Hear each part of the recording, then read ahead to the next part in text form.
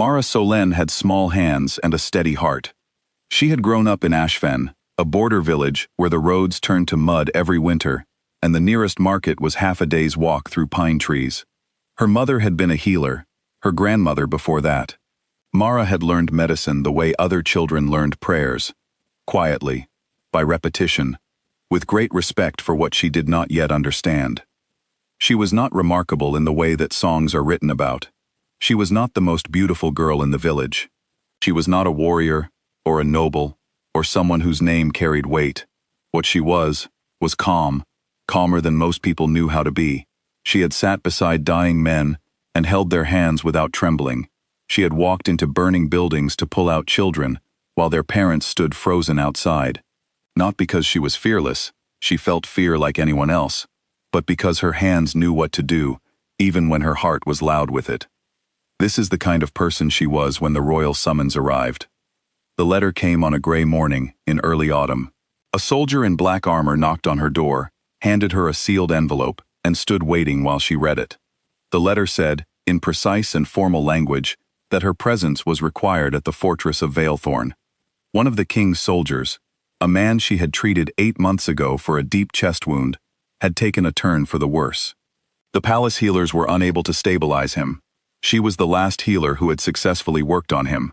She was to come immediately. She packed her bag without argument. The other villagers watched her go, with expressions she could not quite read. Old Petra, who ran the bakery, crossed her arms and said nothing.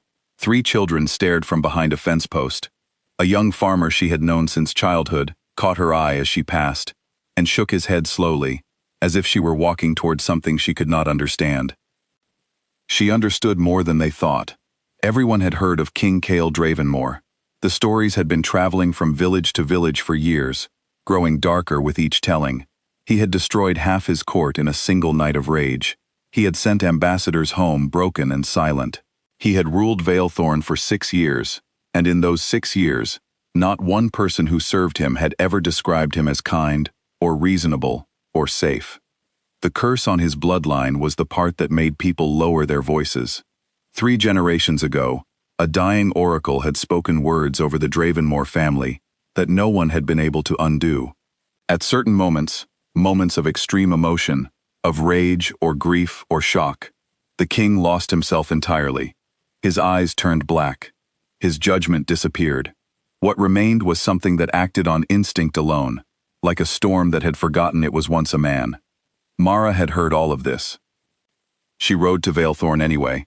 The fortress appeared on the horizon in the late afternoon, rising out of a flat, treeless plain, like something that had grown there rather than been built. It was enormous and dark and utterly still. No flags flew from the towers. The walls were black stone, worn smooth by decades of wind. As the carriage rolled through the main gate, Mara noticed that the guards stood with their eyes forward and their shoulders drawn in, as though trying to take up as little space as possible. She was shown to a small room, given water, and told to wait. She waited for 11 minutes before deciding that was long enough, took her bag, and went looking for her patient herself.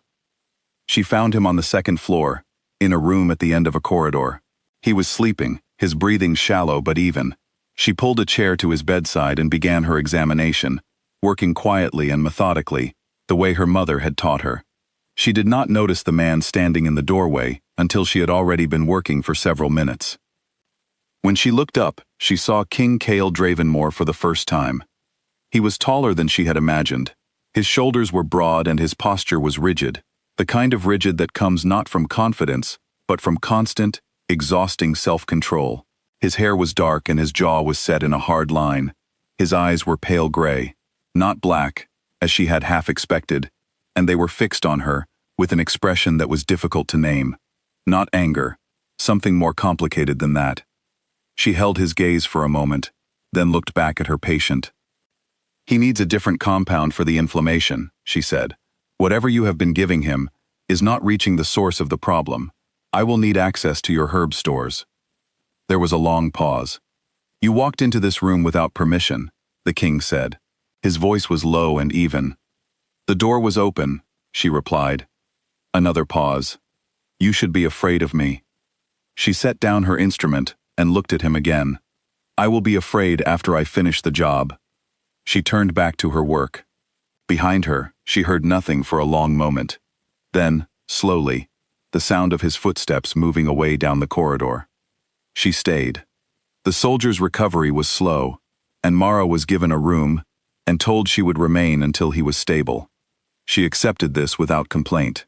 The palace was strange to live in, vast and very quiet, full of people who moved like they were trying not to be noticed.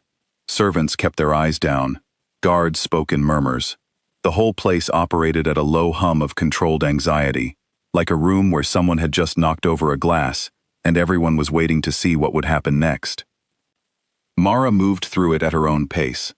She asked the kitchen staff for supplies and learned the cook's name, Bren, a broad-shouldered woman who had worked in the fortress for 20 years and had survived through a combination of excellent food and strategic invisibility. Mara fixed a guard's dislocated shoulder one afternoon and did not mention it to anyone. She found the herb garden on her third morning, tucked against the south wall, and was surprised by how well it was maintained. There were Vaelthorn blossoms growing in the far corner.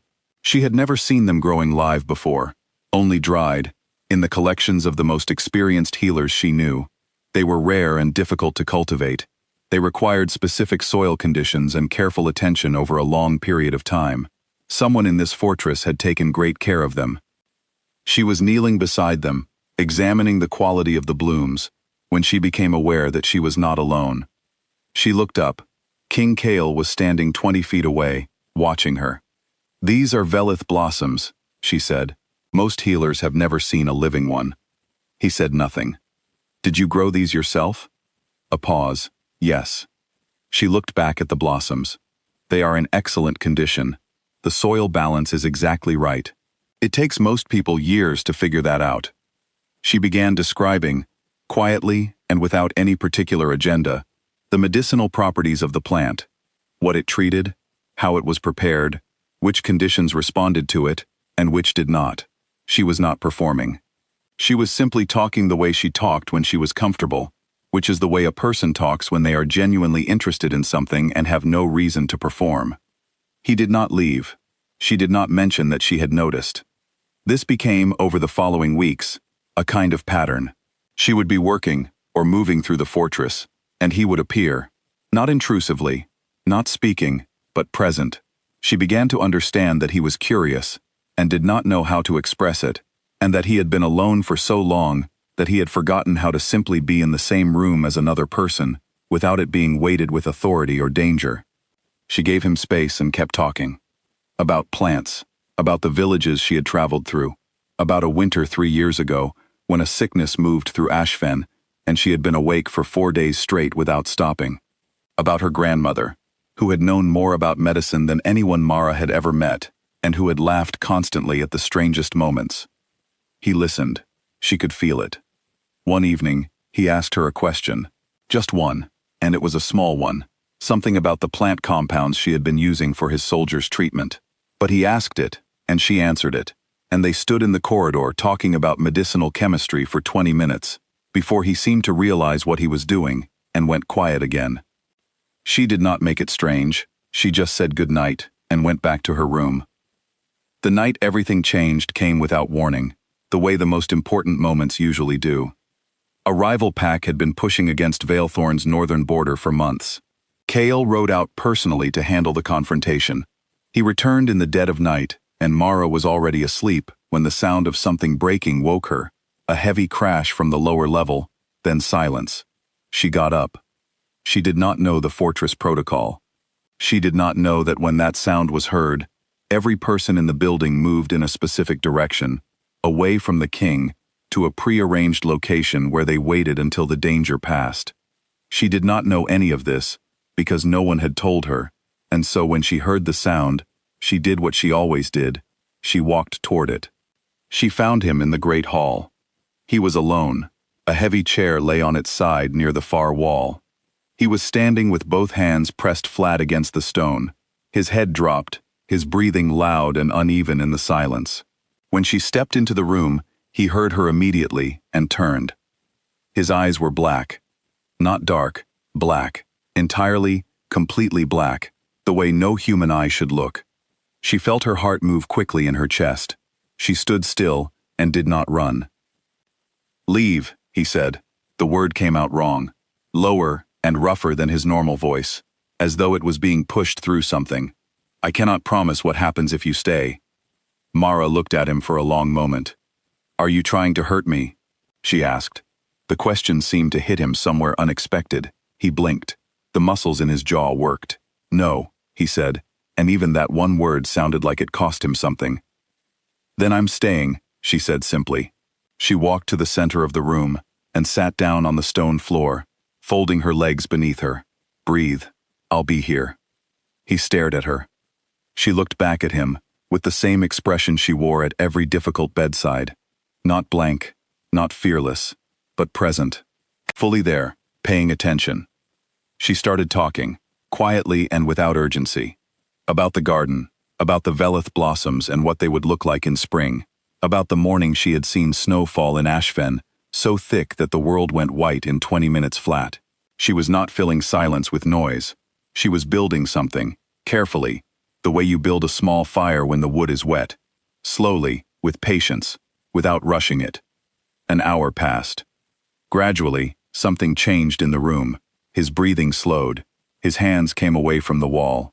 He stood straighter, then less straight, and finally sat down heavily against the far wall, sliding until he was on the floor across from her. The black drained from his eyes, slowly, the way ink disperses in water, until they were gray again. Neither of them spoke for a while. "Why aren't you afraid of me?" he finally asked. Mara considered the question properly before answering. "I've sat with a lot of people, in the worst moments of their lives," she said. "I've learned to tell the difference between someone who wants to cause harm and someone who is in pain. You don't look like the first kind. You look like someone who has been carrying something very heavy for a very long time." He looked at his hands. "The curse is not going away." "I know. Most people, when they understand what it is, they leave." "I noticed," she said. He was quiet again. Then, "You didn't." "No," she agreed. "I didn't." In the weeks that followed, the fortress began, slowly and almost imperceptibly, to change. Not in grand ways, not all at once. But servants who had spent years moving through the corridors in silence began to walk a little more naturally. The betas who had always kept a careful distance from the king began to meet his eyes occasionally. Something in the atmosphere had shifted, like a window being opened in a room that had been closed for too long. Kael told her the full history of the curse, not the version that circulated in stories, but the real one, which was sadder and less dramatic and more human than any of the rumors. His great-grandfather had done something unforgivable. The oracle's words had not been a weapon so much as a consequence. The Dravenmoor bloodline carried it forward, not because of hatred, but because that is how some wounds work. They move through families like water through stone, slowly and completely. Mara listened without moving away. Then she told him things she had not spoken aloud in years, about the weight of being the person everyone turned to in a crisis, and how lonely that could be, and how she had spent so many years focused on other people's survival that she had sometimes forgotten to pay attention to her own. He listened the same way she did, without interrupting, without offering solutions, simply taking in what she was saying. A challenge came from the rival pack. They sent a formal demand to Vaelthorn, questioning whether the king was stable enough to hold a treaty. It was designed to embarrass him, to expose whatever weakness they believed existed. Kael walked into the treaty hall, and Mara was already there. He had not asked her to come. She had simply understood what was happening, and decided that some things should not be faced alone. She stood slightly to his side, not in front of him, not performing a role, just there. The rival alpha made his argument, his eyes moving between the king and Mara with a look of open contempt. He made a comment about weakness, about dependence, about how a cursed king with no control was no king at all. Kael looked at him for a moment, then he spoke. "She did not make me stronger by fixing me," he said. "She made me stronger by staying when everyone else chose to leave.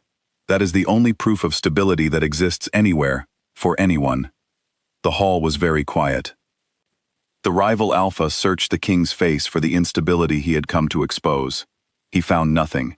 He found a man who was standing completely still, completely present, with gray eyes and a level voice, and not one trace of the volatility he had been counting on.